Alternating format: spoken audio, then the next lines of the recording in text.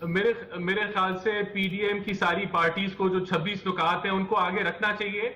ये जो शुरू में एकदम से जो इख्तलाफ आया रेजिग्नेशंस के ऊपर, उसके बाद जो भी आपस में हमारा ये मीडिया के ऊपर भी आया और लीडरशिप की तरफ से भी जो कमेंट्स आए, मेरे ख्याल से अब ये दफन हो जाने चाहिए और हमें जो है वो बिगर पिक्चर के ऊपर देखना चाहिए, जो कि इस मुल्क के अंदर हमें जो है वो जमहूरियत को इंप्लीमेंट करना है, आइन को इंप्लीमेंट करना है, हमने जुडिशरी को इंडिपेंडेंट बनाना है और हमने मीडिया को जो है वो प्रेस फ्रीडम देनी है। तो ये बड़े हमारा जो है दिस इज द एरिया जहां हमारा फोकस होना चाहिए। और मैं समझता हूं आज एक अच्छा फैसला हो गया कि आपस में हम लोग एक दूसरे को क्रिटिसाइज करने से बेहतर है कि हम जो है वो बड़े एजेंडे को फोकस करें और उसकी तरफ जो है वो हम बढ़े।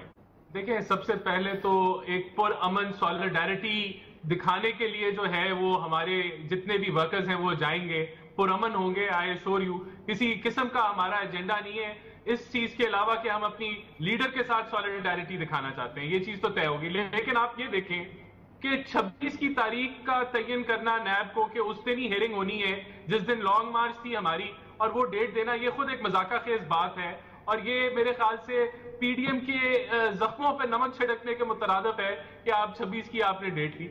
हम वहां आएंगे और मैं समझता हूं जो अभी मेरे दोस्त राजा साहब कह रहे थे, ये मत भूलें कि ये वो लोग हैं जिन्होंने पीटीवी पे हमला किया, जिन्होंने असेंबली पे हमला किया, और ये हमारी एक 15 साल पुरानी बात वो बार बार याद कराते हैं कि हमने अदालतों को अटैक किया, लेकिन उसको हमने तब भी कंडेम किया था। तो पीएमएलएन पूरी इस पीडीएम मूवमेंट के अंदर, बल्कि पूरी पीडीएम जो है वो पुरअमन रही है, उसने कोई गैर आईनी काम नहीं किया। ये सिर्फ इनको खौफ और डर और इनकी बुखलाहट ही है जिसने इसको भी जो है जो 26 का इवेंट है उसको भी इन्होंने हाईलाइट जिस तरीके से कर लिया है, रेंजर्स बुला के, रेड जोन डिक्लेयर करा के, तो ये क्रेडिट मैं पीटीआई हुकूमत को ही दूंगा।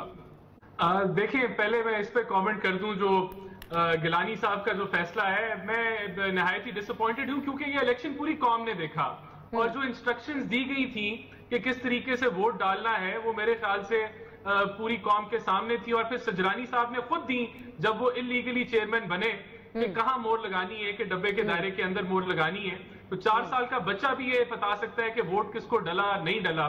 तो ये एक डिसअपॉइंटिंग जजमेंट है और मैं एग्री करता हूं बैरिस्टर साहब से कि ये जो कार्रवाई है ये आम कार्रवाई से अलहदा थी, ये इलेक्शन की कार्रवाई थी, ये कोई नॉर्मल प्रोसीडिंग नहीं थी। कोर्ट इस हद तक सही कह रहा है कि जो पार्लियामेंट की प्रोसीडिंग है उसके अंदर इंटरवीन नहीं करना चाहिए और वो कॉन्स्टिट्यूशनली सही कह रहे हैं, लेकिन ये प्रोसीडिंग स्पेसिफिकली उस दायरा कार में नहीं आती थी।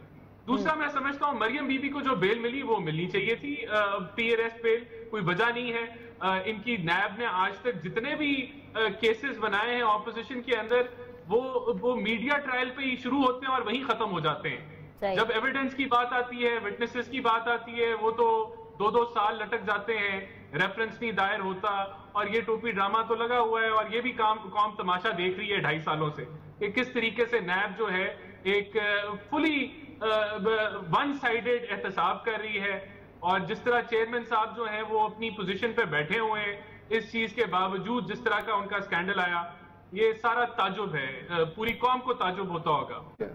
देखिए, फिर हमें मॉरलिटी का लेक्चर ना देना इमरान खान साहब, वो मदीना की रियासत की बात ना करें, वो 70 करोड़ वाला जो सेनेटर है उसको फिर वो ना लें, फिर यह बात ना करें पैसे चलते हैं।